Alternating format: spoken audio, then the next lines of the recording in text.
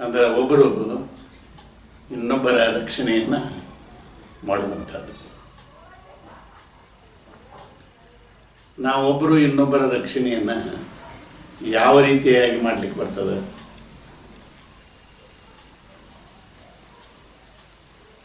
ಈ ಭಾರತ ದೇಶದಲ್ಲಿ ಮದಾಲ್ಸ ಅನ್ನುವಂಥ ರಾಣಿ ಇದ್ರು.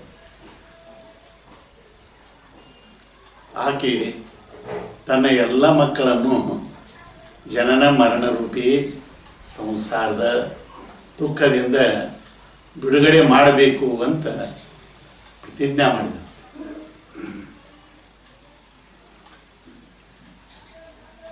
ಸಾಮಾನ್ಯವಾಗಿ ರೂಢಿಯೊಳಗೆ ಆಕೆ ಏನು ಮಾಡ್ತಿದ್ರು ಅಂದ್ರೆ, ತನ್ನ ಮಕ್ಕಳನ್ನು ತೊಟ್ಟಿಲಲ್ಲಿ ಮಲಗಿಸಿ ತೂಗುತ್ತಾ ಇದ್ರು. ತೂಗುವಾಗ ಅಧ್ಯಾತ್ಮ ಗೀತೆಯ ಜೋಗುಳಗಳನ್ನು ಹಾಡ್ತಾ ಇದ್ರು. ಮಕ್ಕಳನ್ನು ತೊಟ್ಟಿಲಲ್ಲಿ ಮಲಗಿಸಿ ತೂಗುವಾಗ,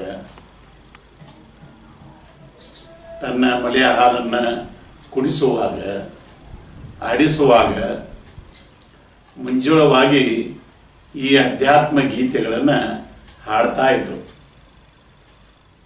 ಆ ಮಕ್ಕಳು ಬೆಳೆದಂಗೆ ಏನು ಮಾಡ್ತಾ ಇದ್ರು ಅಂದ್ರೆ, ಅವರು ಬೆಳೆದಂತೆ ಅವರಿಗೆ ತಿಳಿಯುವ ರೀತಿಯಲ್ಲಿ ತಿಳಿಯಾಗಿ ಅಧ್ಯಾತ್ಮ ಜ್ಞಾನ ಅವರಿಗೆ ಅರ್ಥ ಆಗುವಂತೆ ಬೋಧಿಸ್ತಾ ಇದ್ರು.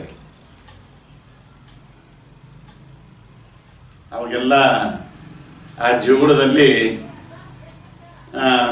ಮುದ್ದು ಮಗುವೆ ನೀನು ಸ್ವಸ್ಥ ಮಲಗು, ಮುದ್ದು ಮಗುವೆ ನೀನು ಆತ್ಮ ಸುಖದಿ ಮಲಗು, ಮುದ್ದು ಮಗುವೆ ನೀನು ಚಿಂತೆ ಇಲ್ಲದೆ ಮಲಗು, ಮುದ್ದು ಮಗುವೆ ನೀನು ಭಯವಿಲ್ಲದೆ ಮಲಗು.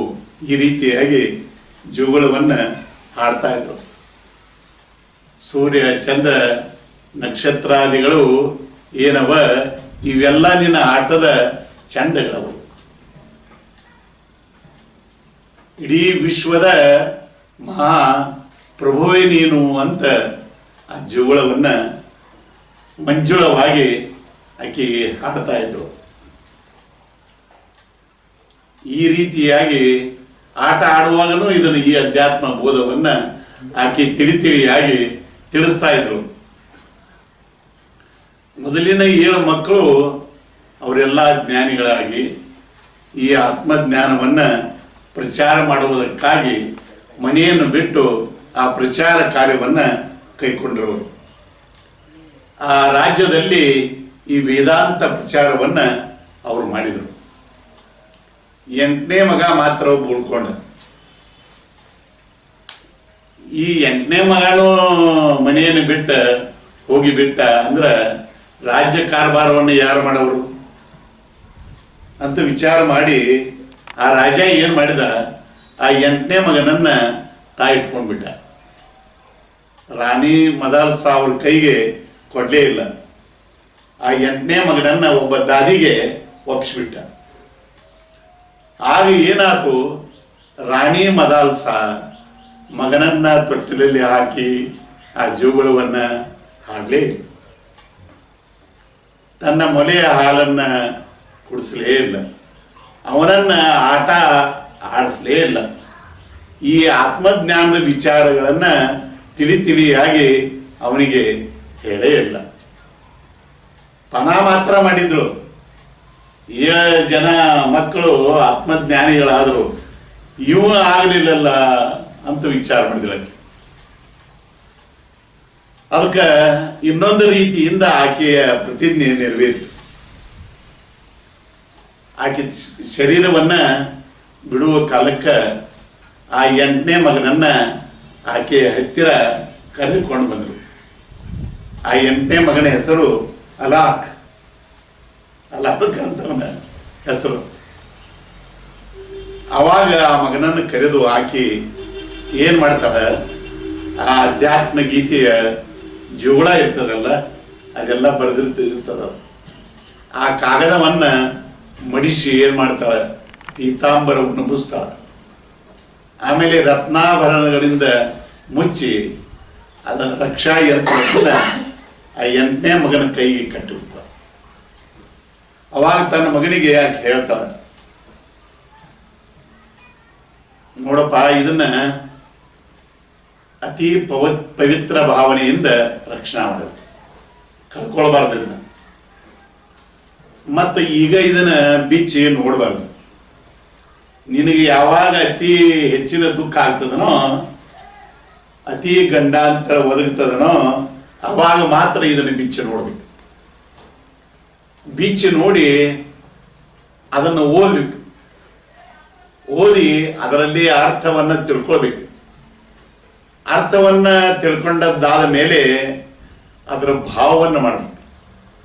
ಅದರ ಭಾವ ಮಾಡ್ತಾ ಮಾಡ್ತಾ ಕೂಡಬೇಕು. ಆ ಭಾವವನ್ನು ಮಾಡಿದಾಗ ನಿನ್ನ ಎಲ್ಲ ಭಯ, ನಿನ್ನ ಎಲ್ಲ ಚಿಂತೆ, ನಿನ್ನ ಎಲ್ಲ ದುಃಖ ಪರಿಹಾರ ಆಗ್ತದೆ ಅನ್ನುವಂಥ ಮಾತನ್ನು ಹೇಳಿದ್ಲು ರಾಣಿ ಮದಾಲ್ಸ.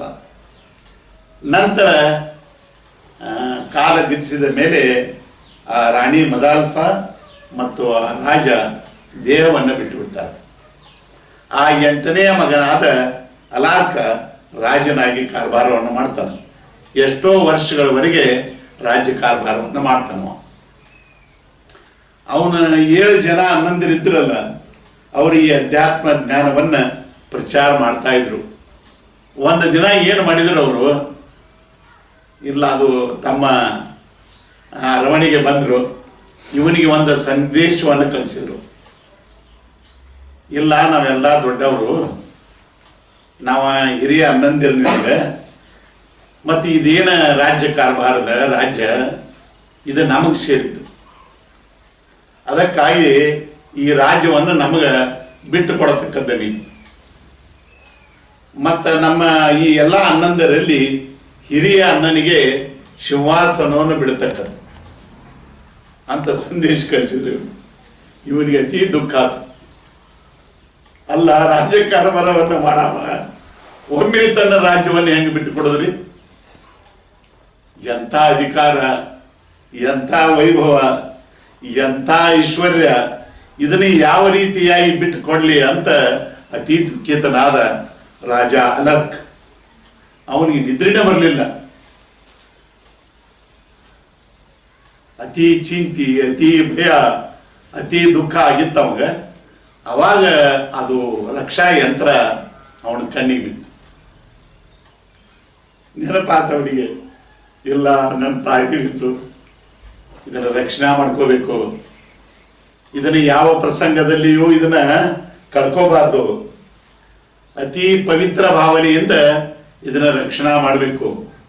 ದುಃಖದ ಪ್ರಸಂಗದಲ್ಲಿ, ಗಂಡಾಂತರದ ಪ್ರಸಂಗದಲ್ಲಿ ಮಾತ್ರ ಇದನ್ನು ಬಿಚ್ಚಿ ಓದಬೇಕು, ವಿಚಾರ ಮಾಡಿ ತಿಳ್ಕೊಳ್ಬೇಕು.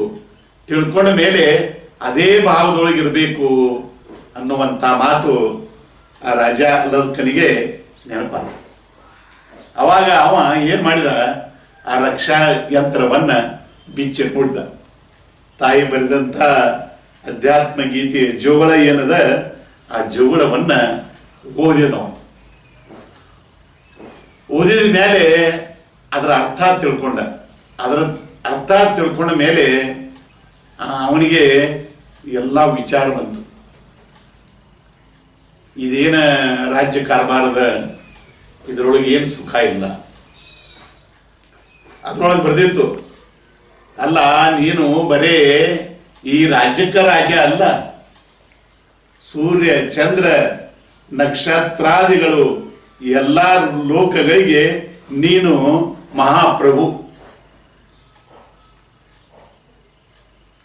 ನೀನು ಈ ದೇಹ ಅಲ್ಲ, ನೀನು ಹುಟ್ಟುವವನು ಅಲ್ಲ, ನೀನು ಸಾಯುವವನು ಅಲ್ಲ.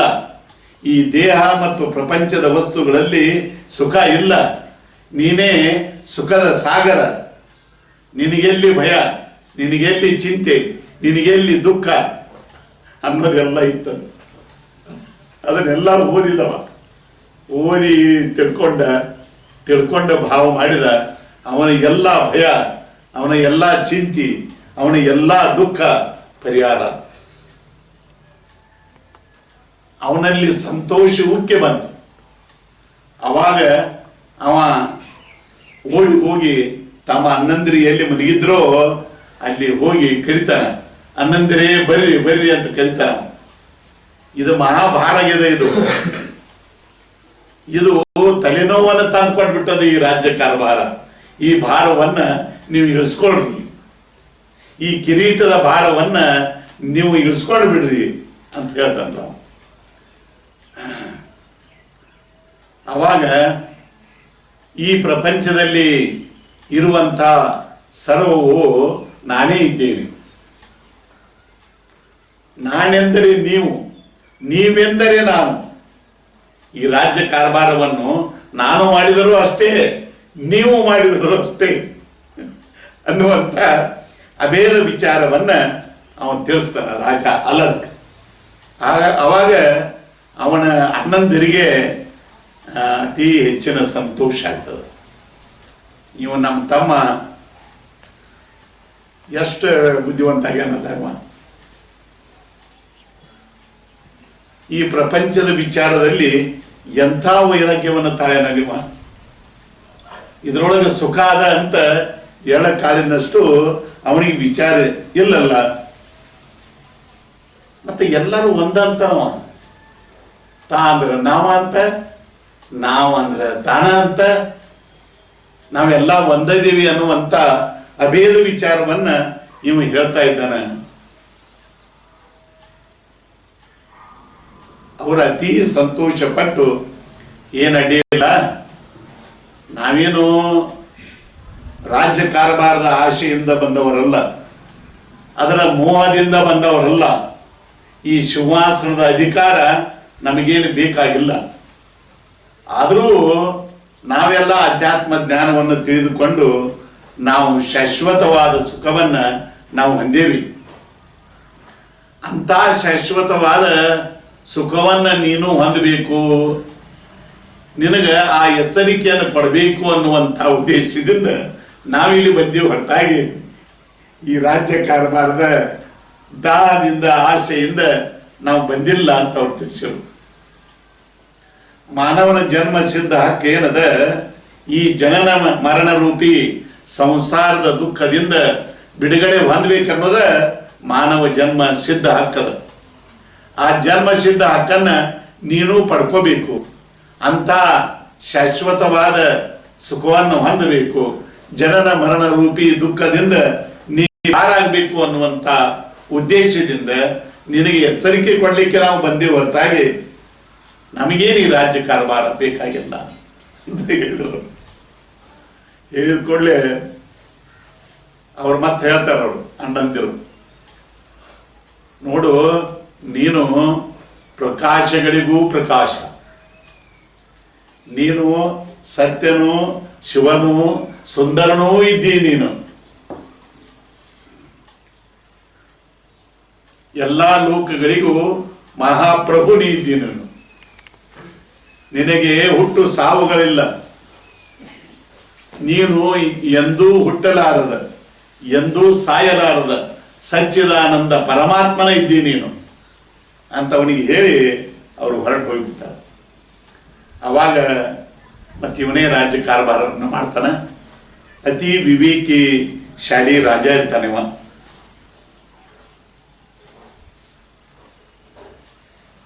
ಅವ ಅನೇಕ ವರ್ಷಗಳವರೆಗೆ ರಾಜ್ಯ ಕಾರ್ಭಾರವನ್ನು ಮಾಡ್ತಾನೆ. ಅವನ ರಾಜ್ಯದಲ್ಲಿ ಪ್ರಜೆಗಳೆಲ್ಲ ಸುಖಿಯಾಗಿದ್ರು, ಸರ್ವ ಸಮರ್ಥ ಇರ್ತಾನೆ. ಅತಿ ಯಶಸ್ವಿ ರಾಜನಾಗಿ ಕಾರ್ಭಾರವನ್ನು ಮಾಡ್ತಾನೆ. ಅಷ್ಟ ಅಲ್ಲ,